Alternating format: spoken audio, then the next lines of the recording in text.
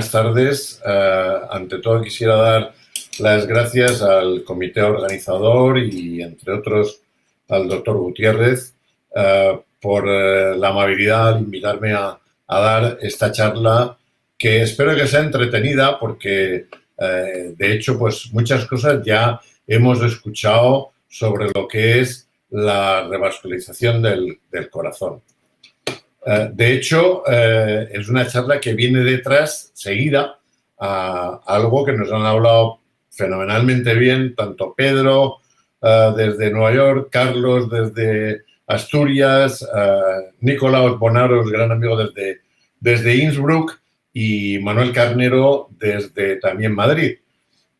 Yo, por tanto, repetir lo que ya han explicado los demás me parece absurdo y que además lo haría siempre 1000 veces peor. He pensado que quizás sería más entretenido pues que discutiéramos algunas de las cosas que creo que pueden ser interesantes. Para bien o para mal, las cosas cambian. Eso no hay vuelta de hoja. La evolución, sobre todo en medicina, es permanente. Especialmente, y por suerte, en la medicina cardiovascular tratamos de una ciencia que es una ciencia dinámica, muy dinámica, y sobre todo en los últimos años. Los conocimientos en esta parte de la medicina han avanzado de manera espectacular y, sin duda, lo que sabemos es poco comparado con lo que nos queda por entender y por conocer. Por tanto, tenéis ahí mucho por hacer todavía.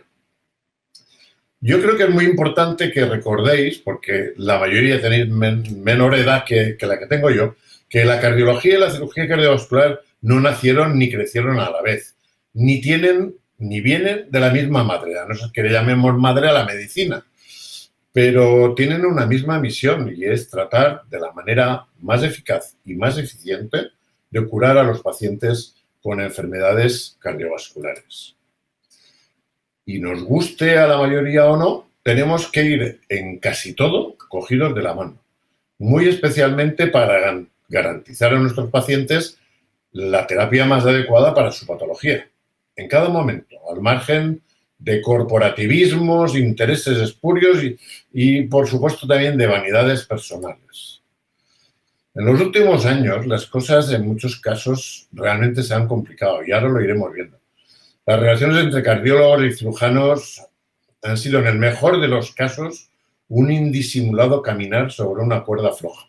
Todos lo tenemos que reconocer, los unos y los otros. La cirugía, en realidad, fue la primera que dio una buena opción para el tratamiento de la enfermedad coronaria. Aparte de las pastillas de nitroglicerina que se daban en su momento, y hablo de pastillas, porque no había ni siquiera soluciones de nitroglicerina, la cirugía fue un paso de gigantes, fue un paso muy importante.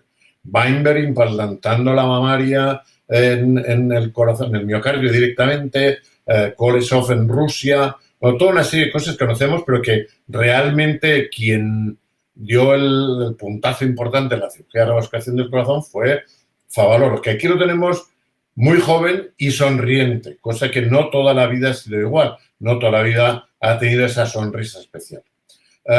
Mason Sons era un cardiólogo, hemodinamista, que como no tenemos tiempo no os puedo explicar, pero seguro que algunos sabéis que por casualidad consiguió meter un catéter en la coronaria derecha y fue quien ideó la coronariografía directamente. Y al ser capaz de visualizar los vasos, fue capaz de alguna manera de explicar al cirujano qué es lo que tenía que operar. Por tanto, esa unión de un cardiólogo y un cirujano en ese momento fue fundamental. Pero a partir de ese momento tuvimos que aprender una barbaridad de cosas. Aprendimos que no se podía operar si no protegíamos el corazón. Y Jerry Bamberg, gran amigo, y Tom Salerno también, pues discutieron mucho sobre qué era mejor, la cardioplegia fría o la cardioplegia caliente. Y hoy en día tenemos métodos buenos para proteger el corazón.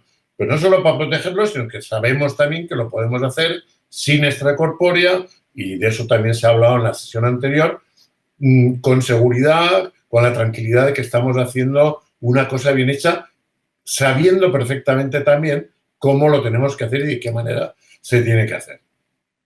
Hemos aprendido, al margen de todo lo de la preintervención, que la utilización de las arterias, sobre todo la arteria mamaria interna izquierda, era muy importante. Era, sobre todo en el terreno de la descendencia anterior, era fundamental.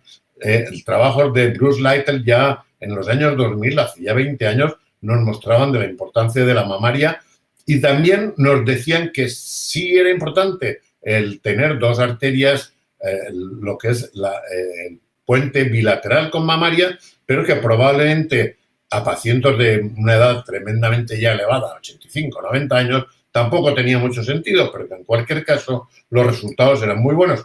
Y de hecho, Tatulis, por ejemplo, pudo comprobar que la mamaria derecha también era un vaso excelente, con ventajas e inconvenientes, si uno quiere, con la implantación de la radial, pero con todo eso, en los últimos 10 años hemos aprendido muchísimo. Supimos también que el stroke era un problema tremendo porque el enfermo no tenía síntomas cardíacos, pero se había quedado con un problema en el cerebro muy importante. Eso nos llevó a buscar sistemas, maneras, filtros, fórmulas para reducir esa complicación tan grave neurológica en la cirugía. Y algunos pues inventaron sistemas muy diferentes. De hecho, yo creo que todos estamos de acuerdo que la cirugía con el paso de los años ha evolucionado de forma espectacular. Hemos pasado de la cirugía estándar hasta lo que podría ser la cirugía, lo que se llama el e-CABG, es decir, haciéndolo ya todo endoscópico e incluso a través de robot.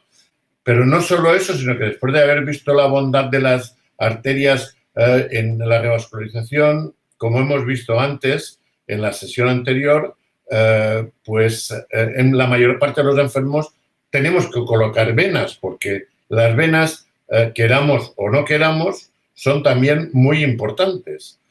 Y yo creo que en un gran porcentaje de los pacientes, 1, 2 o incluso 3 venas al final se acaban poniendo. ¿A qué nos lleva eso? Que también ha habido que ver qué podíamos hacer para mejorar la permeabilidad de las venas, y proyectos como el BEST, que ha habido el 1, 2, 3 y 4, han conseguido mostrar que la hiperplasia de la íntima pues también mejora. Por tanto, hay gran cantidad de cosas que se han conseguido hacer en relativamente poco tiempo. Pero hubo algo que nos alertó y nos descuadró un poco, nos desmontó todo, que fue la angioplastia en el 1977. Un señor llamado Grunzig, en la Universidad de Zúrich, pues se le ocurrió empezar a utilizar un balón para dilatar los vasos coronarios.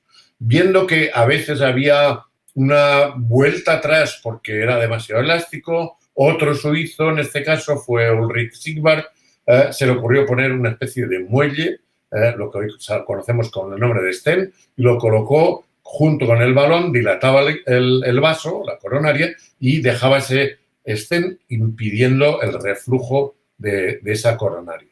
Bueno, pues eso, que de hecho pues fue una cosa importante, pues estamos hablando del 1980, y aquí precisamente son de estas cosas que uno recuerda con cierto cariño. En agosto de 1980 se hizo la primera del mundo, la primera reunión sobre lo que era la angioplastia, antes incluso de empezar con los stents. Y en esa reunión, casualmente, de toda la gente que está ahí en esa fotografía, que además tiene buena calidad, el único cirujano que había era un servidor. Y no estaba por casualidad, sino porque me pareció que era una técnica que tenía un futuro, que tenía unas posibilidades y que valía la pena escuchar qué es lo que hacía. La persona que está a mi izquierda o a mi derecha, según la imagen, es el doctor Martínez Dubago, que también venía de aquí, de Santander, de Valdecilla, que a ambos nos había dicho Carlos Gómez Durán que fuéramos. Y digo que era el único cirujano porque incluso Marco Turina, que es el cirujano hasta hace unos años, ha sido el cirujano jefe de la Universidad de Zúrich, estaba en el quirófano y por tanto no sale en la foto como stand-by, que como recordaréis entonces era casi obligatorio tener a un cirujano detrás. Esta es quizá una cosa que me pareció interesante traer porque muchos de vosotros no lo habéis vivido, el que el doctor Dubago, Colman y Álvaro Figueroa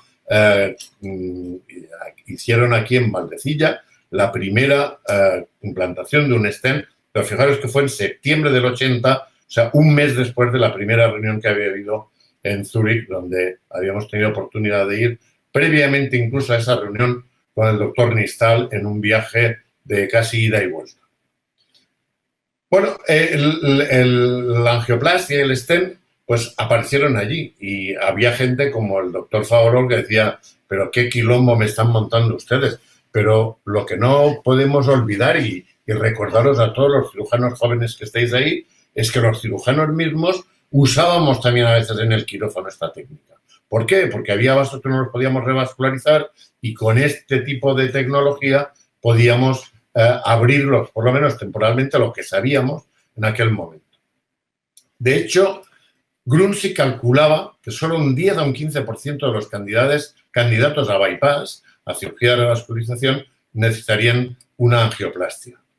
Muy poco volumen. Sin embargo, eso no fue así. 20 años después de que empezara, en el 97, fijaros que la curva de angioplastias subió dramáticamente y la de cirugía en un momento empezó a declinar y más o menos se ha ido manteniendo en los años de después. Pero en 20 años pasaron por encima de nosotros. Esta diapositiva la he traído porque me llamaba la atención, y es de, fijaros, del año que es, 2006, que en Europa Press, Cantabria, explicaban que de alguna forma el número de intervenciones coronarias en 3 años se había disminuido de forma significativa y que había aumentado por el contrario el de angioplastias, cosa que hemos visto en esta diapositiva anterior. Pero fijaos que en los centros donde no había cirugía, en los que solo había cardiología intervencionista, había subido un 34%. Por tanto, cuando alguien dice, déjalos que hagan solos, no, esto lo tenemos que hacer juntos. ¿Qué era mejor lo uno o lo otro? Pues se ha debatido hasta la saciedad. Mirad el número de estudios randomizados que ha habido y ahí tenéis una muestra de todos los estudios que se han hecho hasta el 2020. En casi todos se ha visto que el stent es inferior a la cirugía en la mayoría de casos, aunque en otros puede ser tan bueno y, por tanto, en algunos casos puede ser muy útil hacerlo. Pero fijaos que han pasado 40 años y las cosas que han salido de todo esto, esta es una reunión de 40 años después en Zúrich, de muchos de los que habían estado en aquella primera reunión, ahí sí que no estuve, que comentaban en ese trabajo, en ese artículo, que era probablemente el paso más importante de la medicina en toda la historia, la angioplastia coronaria. Yo creo que es un poco exagerado, pero tenemos todos que recordar que nosotros habíamos considerado siempre la cirugía como el paso más importante de todo ello. Sin embargo, y aunque, pues, por supuesto, Favaloro y quien fuera, pues siguen siendo personajes muy importantes, si miráis a Grunzig, en el mundo cardiológico, pues sigue siendo, como dice aquí, unbreakable, in the making, o sea, está en todas las portadas de la gran número de revistas y artículos hoy en día, y eso ha ido creciendo. Fijaros que este artículo, que también es del 2006, se preguntaba muy bien en Lancet por qué pacientes sintomáticos con una anatomía que se sabe que se puede beneficiar de la cirugía se mandan todavía a hacer una angioplastia. Sabemos que van a ir mejor y a pesar de todo se manda allí. Pues fácilmente de explicar, es un problema de mala comunicación, de mal entendimiento entre el médico que tiene que dar o indicar un tipo de procedimiento y el otro. Y si no estamos, no estamos. Y como prueba, os diré que, por ejemplo, esto es del 2010, fue la primera vez que fuimos capaces de ponernos de acuerdo y tuve la suerte de estar en ese comité, los cardiólogos y los cirujanos europeos para hacer unas guías clínicas que fueran de las dos sociedades, que permitieran, por lo menos, si no todo el mundo las va a seguir, tener un estándar para todos sobre el tema. Para bien o para mal, en el 2014 salió una gráfica que yo creo que fue muy importante, en la que se veía que la cirugía de revascularización, la cirugía, era verde y clase 1 en prácticamente cualquier tipo de patología coronaria excepto una 2B en los enfermos de 1 o 2 vasos sin lesiones de la arteria descendente anterior proximal. Y, por el contrario, la angioplastia, en algunos incluso rojo con 3, es decir, que no está indicado y que no se debía practicar este tipo de técnica. Eso fue en 2014. Al cabo de 4 años se actualizaron esas guías, como podéis ver aquí, y siempre uniendo los cardiólogos con los cirujanos, intentando sacarlo mejor. Uno que haya estado ahí sabe lo que cuesta sacar unas guías clínicas, lo que cuesta consensuar las cosas, y no es precisamente si tú puedes más o tú puedes menos. El número de personas de cada lado son prácticamente similares y, por tanto, de alguna manera, pues lo que sale aquello es bastante cierto. Y en general, en todas esas guías se ha podido constatar que la cirugía va mejor que la angioplastia o que el stent incluso, porque la mayoría ya se ponen stents en todo. Y no solo en la mayoría, sino en los enfermos más complejos, como por ejemplo en los enfermos diabéticos con o sin insulinodependencia. Pero fijaros que en todos prácticamente, y sobre todo en los primeros 5 años, ya se ve que va mejor la cirugía que la angioplastia.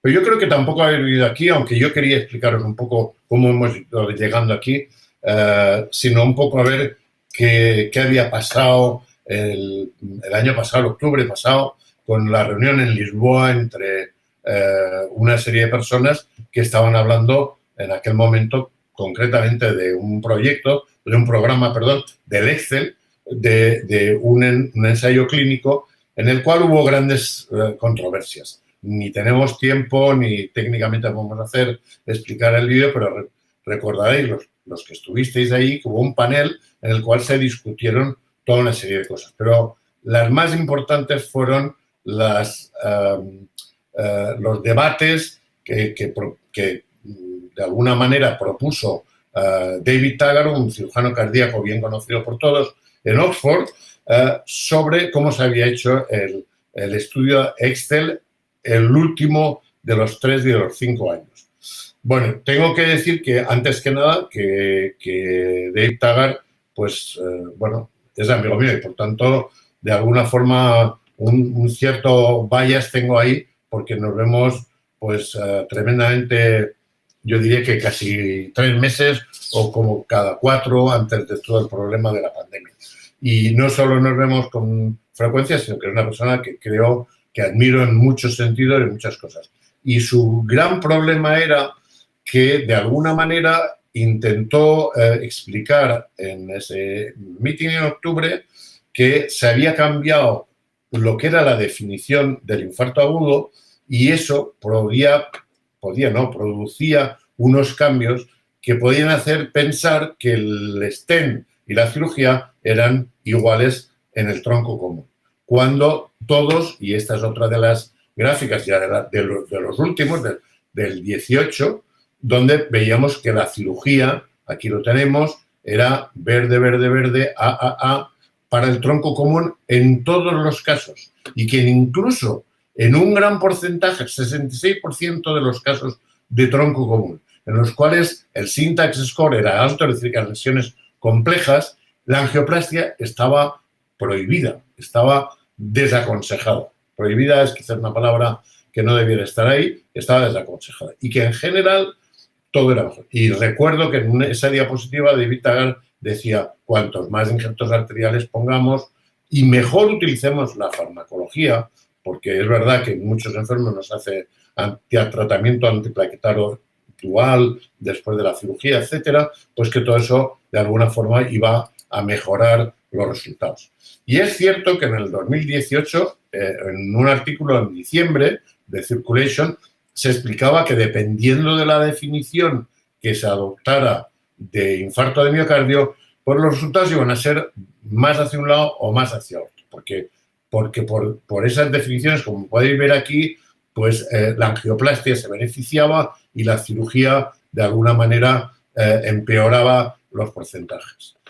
Yo creo que en ese momento, pienso que se podía haber discutido antes, haberlo hablado antes de salir y armar todo este tinglao, porque en el fondo los estudios que hemos ido viendo, es cierto que a los 30 días no se ve una inferioridad de la angioplastia o del stent, como le queramos llamar, respecto a la cirugía, pero sí que había cifras, y las tenemos todos en la cabeza, que no eran tan favorables para la cirugía como la combinación de los tres o el infarto de miocardio del que estábamos hablando. Y otro importante también era el stroke, que el stroke en cirugía era más alto que en angioplastia. Sin embargo, cuando nos vamos a los 3 años o a los 5 años, pues los problemas neurológicos, las complicaciones neurológicas ya no son iguales y la mortalidad, sin embargo, en cirugía es bastante menor, claro, 7,9 respecto a, 4,9 respecto a 7,3, bastante menor que en la angioplastia. Pero como siempre en la vida, todos tienen sus lados y sus visiones, sus ideas. Esta es una diapositiva de otra persona que conoce todo el mundo bien, Antonio Colombo, de San Rafael, de Milán, que argumentaba que la cirugía produce tantos strokes que tendríamos que hacer 14 pacientes más en cirugía para poder compensar los pocos que tienen en la revascularización por angioplastia. Que en realidad que teníamos 4 veces más y que si lo mirábamos en el tronco común tendríamos que tener 19 enfermos más en un estudio para equilibrarnos a lo que tiene la.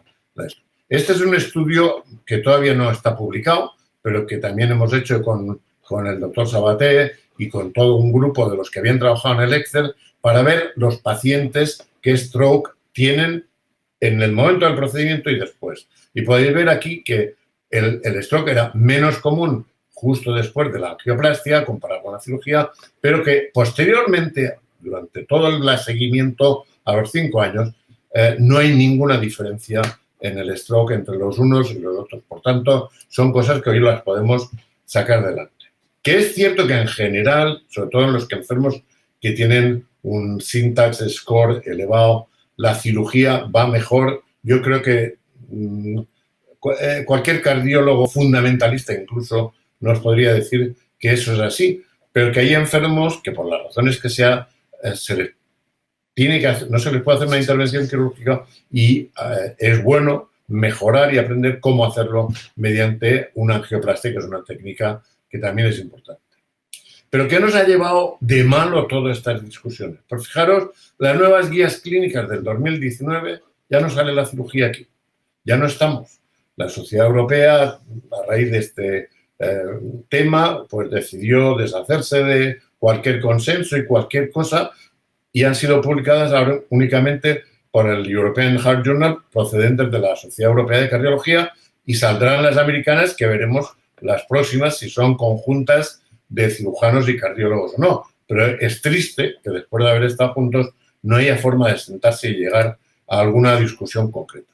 Sobre todo porque yo ya sé que hay muchos cirujanos de aquí que dirán, está defendiendo a los cardiólogos. No, estoy defendiendo, ahora iba a decir que casi la comida de los cirujanos en el futuro. Pero no nos engañemos, la imagen ha revolucionado todo, ha cambiado. Y no solo ha cambiado en el diagnóstico, sino también en la terapéutica.